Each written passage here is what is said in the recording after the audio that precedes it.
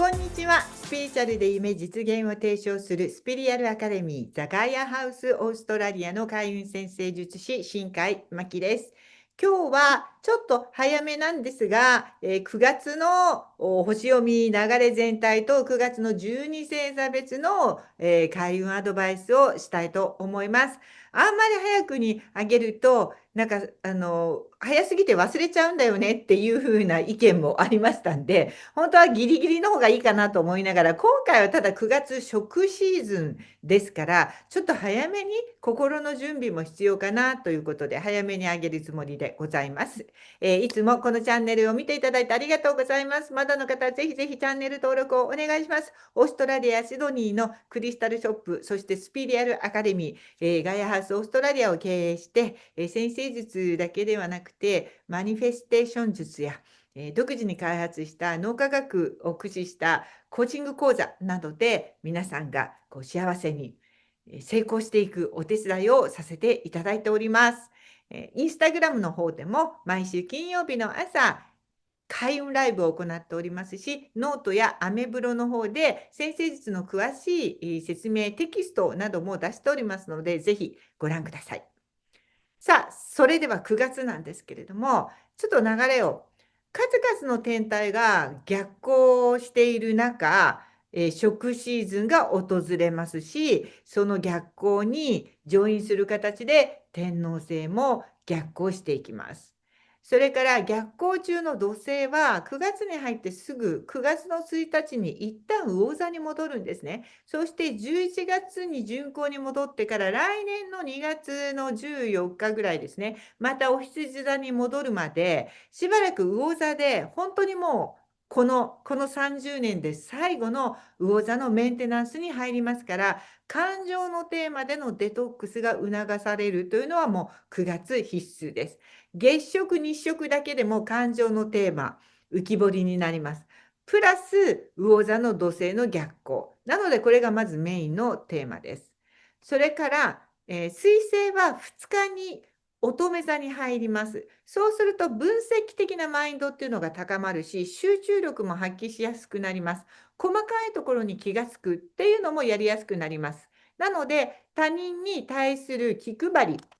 みたいなものも、やりやすくなるし、そうすることで評価が上がるから効果的です。ただ、これが過度に批判的になりがちな傾向を生み出すこともあるので、そこは注意が必要です。で、水星はその後18日に天秤座へ移動するので、今月は3つのサインを渡り歩くわけですね。で、そうすると今度は客観的な視点で物事が見えやすくなる。ということです。だから乙女座水星期間中には細部をチェックして、そして天秤座に移ると今度はそれを外からあらゆる角度から再チェックをするという流れが最高の9月ということになります。それから天秤座の水星は交渉とかネゴシエーション、外交がとても上手なので、仕事上でそのような機会がある人は、18日に天秤座に水星が移ってからそういう計画をするというふうに意識してみてください。そしてさっき言った6日に天王星が逆行を始めます。これはもうでっかいテーマです。2026年の2月までとても続くエネルギーなので、これは別に動画も上げますし、ノートの方で12星座別のがっつりアドバイスもしたいと思っています。ただ、これが9月に始まるので、変化と改革の天王星、逆行すると混乱は生じやすくなります。何を改革するんだっけ？なんか改革しなくてもいいものを壊しちゃったり、なんか大切にしなきゃいけないものを間違って捨てちゃったりとか、よくありますよね、引っ越しの時に。私も引っ越しの時に捨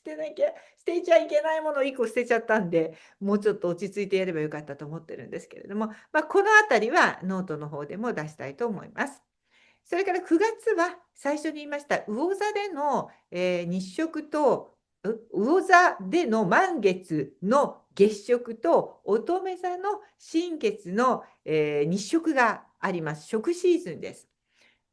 まず8日の魚座の満月の月食では魚座ですから感情が激しく揺れます。自分の感情と人の感情の区別がつかなくなる。バウンダリーが曖昧になる時なので、これは私の気持ちっていうのを明確に確認しておくことは大事です。そうじゃないと騙されちゃったり、いいように扱われちゃったりしますから、しっかり地に足をつけて柔軟でありつつも自分を持つように心がけてください。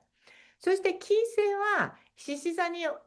獅子座スタートですが、19日に乙女座に移動します。獅子座の金星と違って、開放的な愛、恋愛しようぜみたいなものじゃなくて、責任感を持ってちゃんとあなたはそれ責任取れる恋愛をしてねみたいな、という愛へのエネルギーシフトが起こります。清く、正しく、美しくがモットーの乙女座ですね。ですから、モテるためには、あるいは人気運、ね、ビジネスをしている人は、のためには金星必須ですが、信用できる人だなと思ってもらえるようなアピールをするのが効果が出ます。ということです。22日、乙女座の新月の日食では気持ちを切り替えることが大事です。努力の必要があるところはここですというのも明確になりますから、落ち込んでないでさっさと切り替えて、じゃあそれやるか。これがもうベストです。日食っていうのは新しいスタートのチャンスです。ここで何かが終わって何かが始まる日なんですね。だから断捨離にも最適です。もう今の自分とこれからの自分には必要がないものは手放していきましょう。同時に本当に必要なものなのに大切にしてこなかったものに気づいたりしましょう。そしてそれがものならば、もう一度きれいに磨き上げて感謝して再び使い始める。私もこの間引っ越しをしまして、あ、これしまい込んでたけど大切なものだった。もう一度使ってみよう。ちょっと修理したりして、ネジ締め直したりして今使ってます。それが幸せに結びついていきます。で、例えばそれが昔取った資格とか学んできたものでもう一度する必要があると感じるならば感謝して、もう一度ちょっと再受講なんかして学び直してアップデートをしていくといい時です。22日に火星が蠍座に移動すると、性的なセクシャリティの欲求みたいなものは爆発していきますね。コントロールや権力への情熱も激しくなります。ですからこういう事件も増えるので気をつけるっていうことが大事ですね。火星は蠍座にいるととても元気になります。普段控えめな人はチャンスです。自己アピールのチャンス。ですが、もともと野心的で、ちょっとやりすぎちゃう問題を起こしがちな場合は、要注意です。争いに発展する可能性もあるので、刺激しないように注意が必要です。ちなみに11月までいて座に、さそり座にね、いますね。はい。そして太陽は天秤座へと移動していきます。で、これは後半ですから、そう10月がさそり座の、天秤座の季節ということです。まとめると、乙女座の太陽とか日食とか月食の影響を受けるので、なんか自分はやっぱりここ努力しなければならないな、ここ変えなきゃいけないな、ここ手放すべきだな、ここもう一度学び直しだな、やり直しだなっていうものは明確になります。人生に対する考え方と姿勢を変えるつもりで9月は望むのがだからベストです。なので、今までのネガティブな習慣を断ち切って、新しいスタートを切るのにも最適な時、だらだらしていたところをこう見直してみるといいのではないかと思います。ということで、お羊座、いろんなでも突っ込みどころのあるアスペクトがありましたので、これはまた個別に9月中にちょこちょこと、出していきたいと思います。とにかく12星座別を今日は言っときたいと思います。お羊座。人間関係において誠実であることがとても必要な月です。騙したり隠したりしないこと、陰口とか叩かないこと、小さなミスが全ての信用を失う事態へと発展していきます。お羊座の支配星の火星の影響をすごく受けます。今月は火星と木星のスクエアなんかもあるので、これはお羊座が影響を受けるので、口論なんかにも注意ですね。そこに気をつけると、ただし、そこに気をつけると、仕事面ではすごく大きくいい時ですね。飛躍が期待できる時です。自らプロジェクトに自分が作るんじゃなくて、参加をしていくっていうのもおすすめです。牡牛座、水星や太陽が牡牛座を魅力的に見せる場所にいる9月です。これラッキーです。自分自身の可能性を信じて自信を取り戻すタイミングです。牡牛座さんはね、あんまり自信満々っていう人が少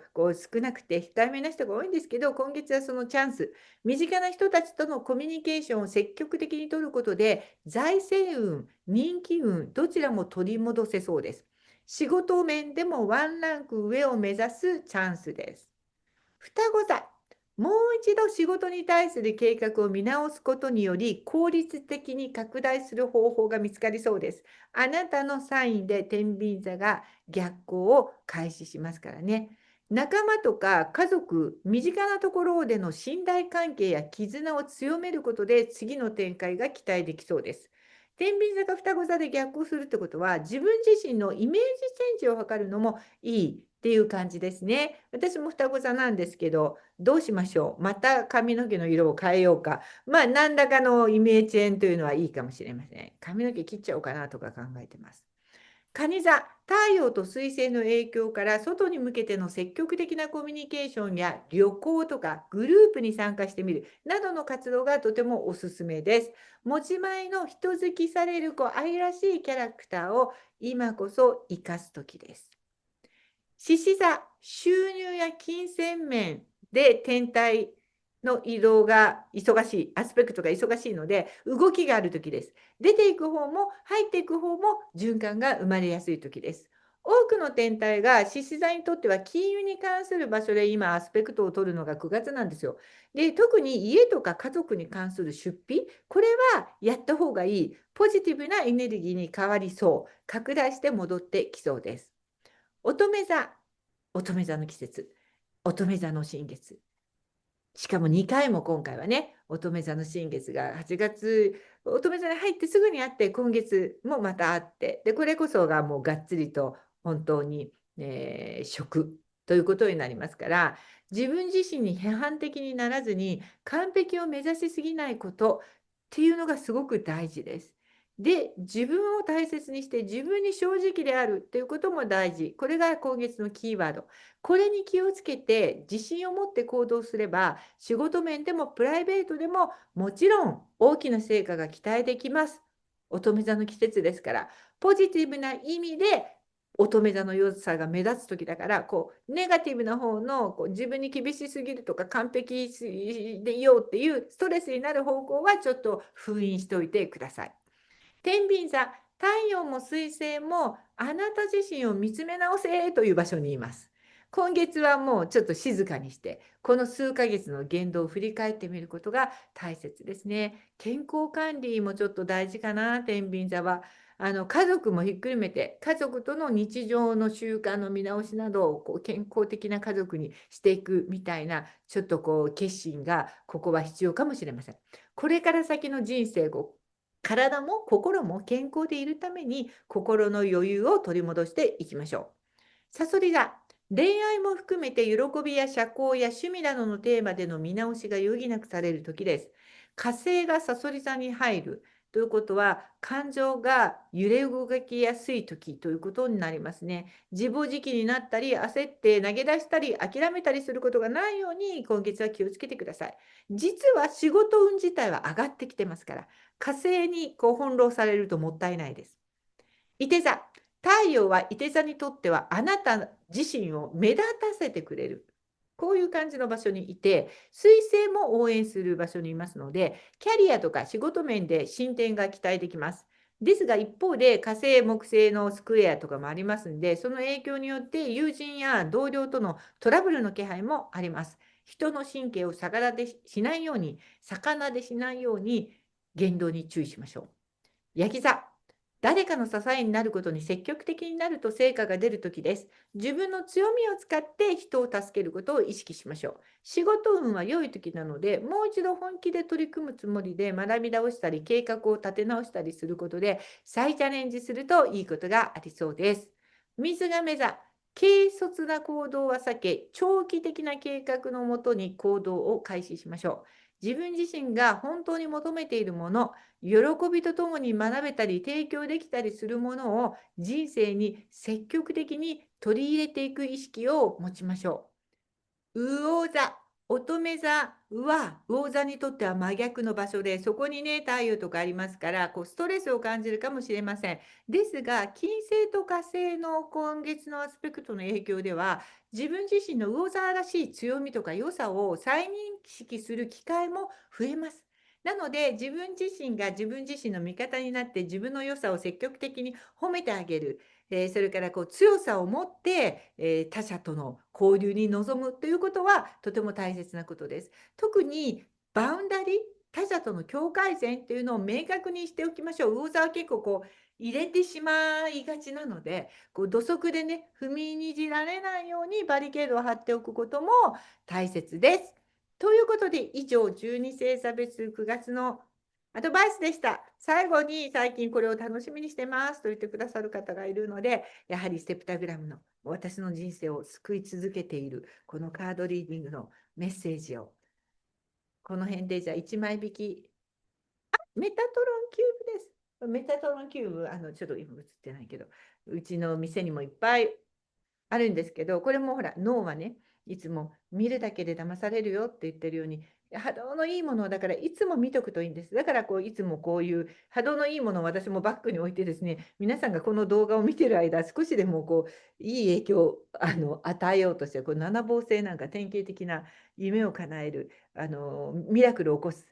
シンボルですから。そしてこれもそうです。夢を叶える時に使うシンボルです。これが出たので、皆さん夢を叶える力、今強くなっています。なので、この機会に自分自身の可能性をもう一度信じて、9月のアドバイスにちょっと沿った行動をしながら、素敵な食シーズンをお迎えください。食シーズンは何かが終わり始まる時です。これまでのネガティブな部分を終えて、よりポジティブな部分を拡大していく、そういう始まりにしていただければと思います。最後になりましたけれども、今オンラインセッションでYouTube を見てたくさんの方がオンラインで申し込んでいただけるようになり、もうとても感謝しています。それで知り合いになったり友達になったりして日本のね、つながりが増えているんですけれども、簡単にオンラインでセッションもできますので、ぜひ個人セッション興味がある方は問い合わせなどしてみてください。